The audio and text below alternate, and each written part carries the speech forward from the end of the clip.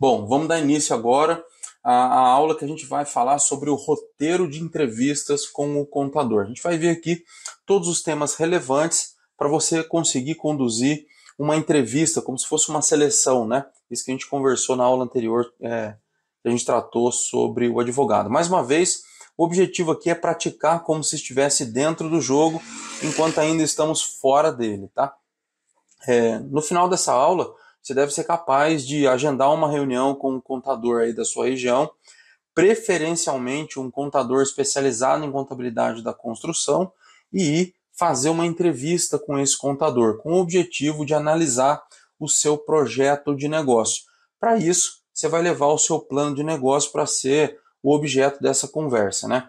Então vamos lá dar uma olhada nos itens básicos que um contador deve saber para conseguir te atender aí com relação à incorporação imobiliária. O contador ele vai ter atuação sobre dois temas basicamente, né? O financeiro e a contabilidade. Tem muitos escritórios de contabilidade que prestam o serviço de operação do financeiro das empresas. O próprio escritório que me atende aqui oferece esse tipo de serviço. Então, se eu quiser contratar o serviço de gestão financeira lá do escritório de contabilidade que me atende, eu posso contratar. E dentro da gestão financeira, uma das coisas que eles fazem é a gestão do fluxo de caixa, junto com a gente. Basicamente, o registro e a operação do fluxo de caixa, tá? Sempre fazendo o previsto e o realizado, porque aqui a gente tem uma questão. Quando a gente vai dar início na contabilidade, aqui a gente tem um processo, principalmente quando a gente faz a incorporação, mas toda contabilidade séria faz isso, que é o custo orçado. A gente deve orçar a obra antes de começar, fornecer esses dados para o contador, para ele poder dar início à contabilidade. E aí começa o fluxo de caixa. Quando a gente inicia a obra, a gente começa a investir no projeto, a gente tem o previsto, que foi o custo orçado, versus o realizado, que é o que está acontecendo. Então eu aqui, por exemplo, quando faço o custo orçado, eu divido a obra por centro de custos, a gente vai ver aqui mais adiante.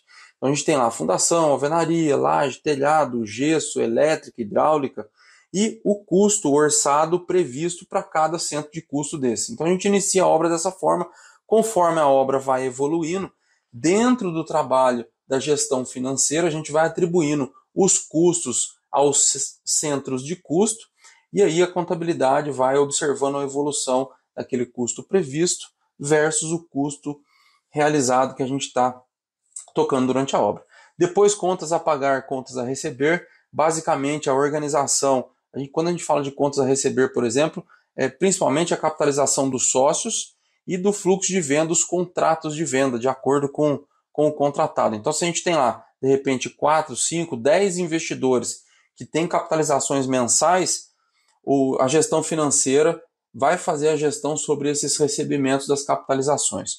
De outro lado, se você tem plantão de vendas durante a obra, a partir do momento que você vai fazendo contratos de vendas, você tem recursos a receber desses contratos. Então a gente tem dois controles separados, né? Um da capitalização e o outro aqui do fluxo de vendas.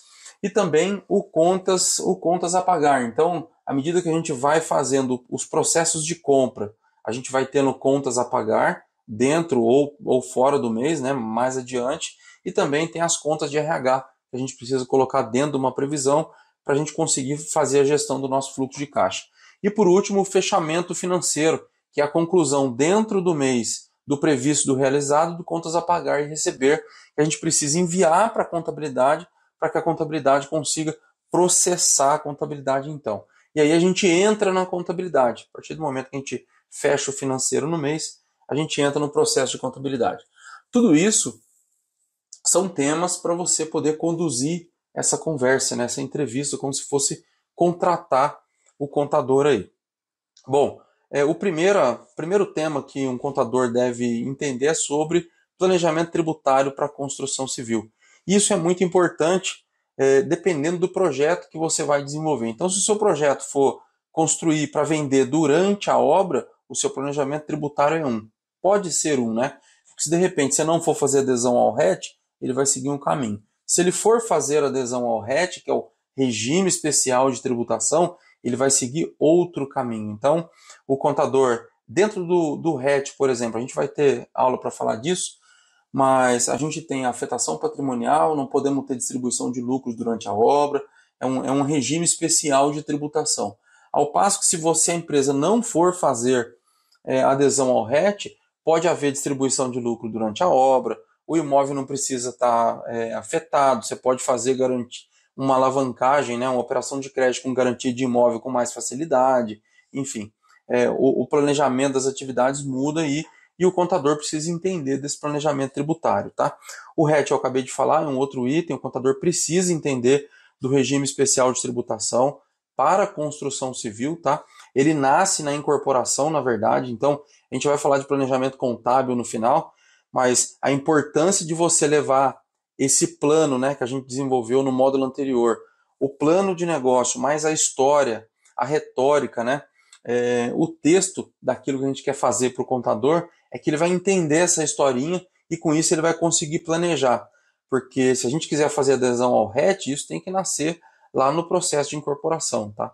Por exemplo, eu não vou construir para vender durante a obra, eu quero fazer carteira de locação. Aí o contador vai fazer um planejamento tributário diferente, não vai fazer adesão ao RET, vai ser outra tratativa, outro tipo de planejamento. Tá?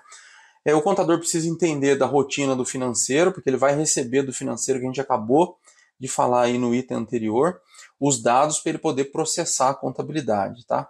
O contador precisa entender de SPE, de sociedade de propósito específico, então tanto o advogado quanto o contador operam a SPE. Então, por exemplo, é o contador, no meu caso aqui, tá?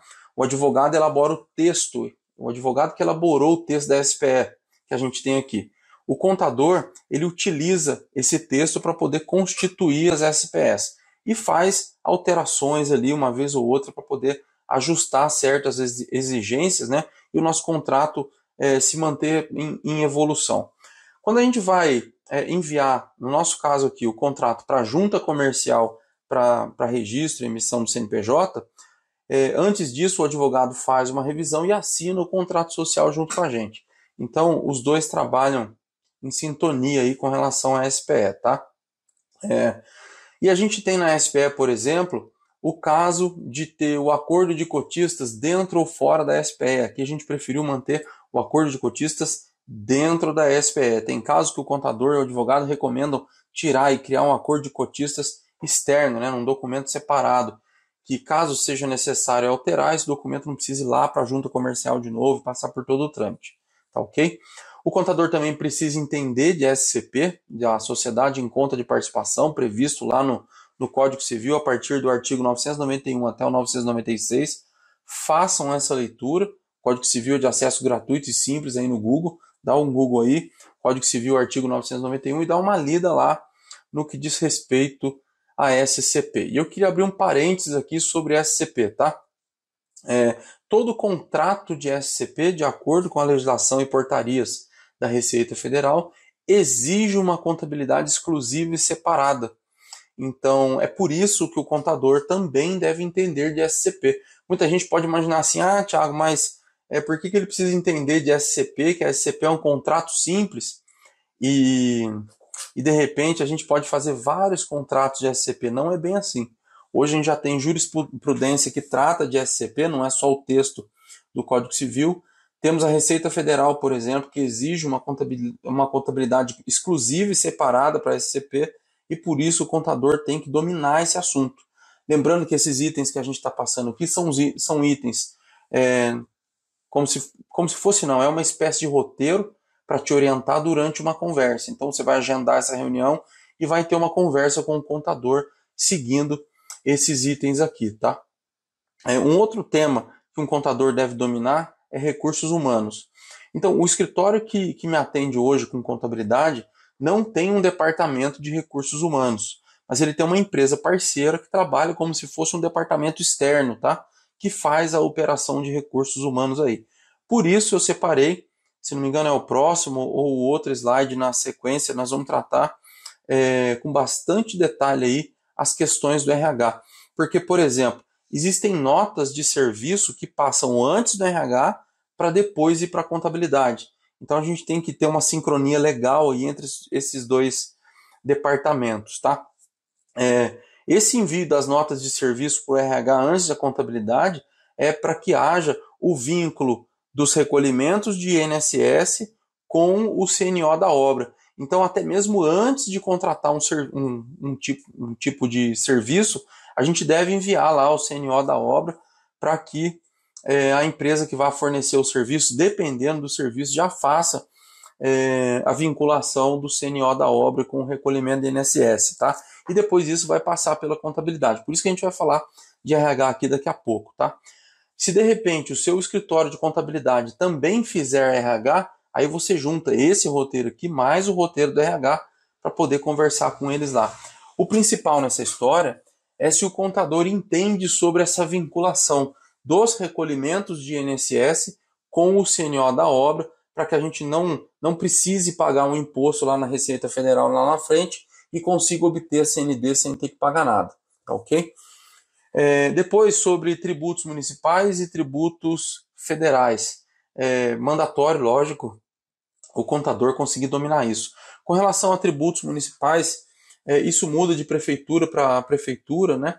A sistemática de recolhimento dos tributos e o impacto disso no recolhimento do ABITS. Então aqui, por exemplo, as notas de serviços abatem no final das taxas de ABITS do prédio.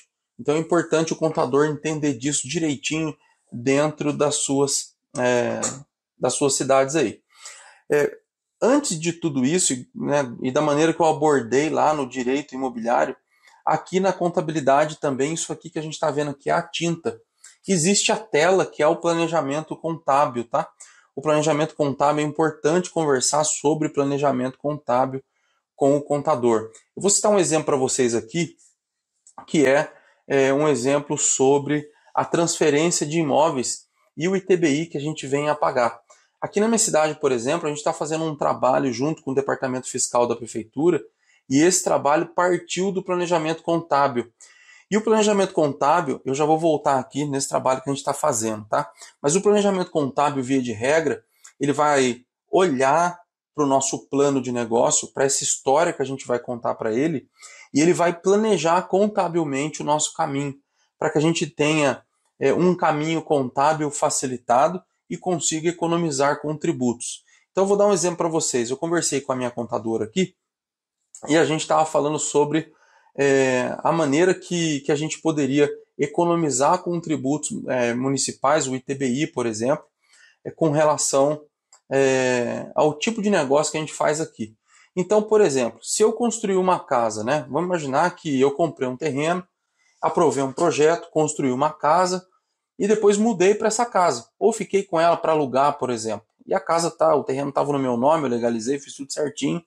Nesse caso, por exemplo, eu não pago o ITBI, certo?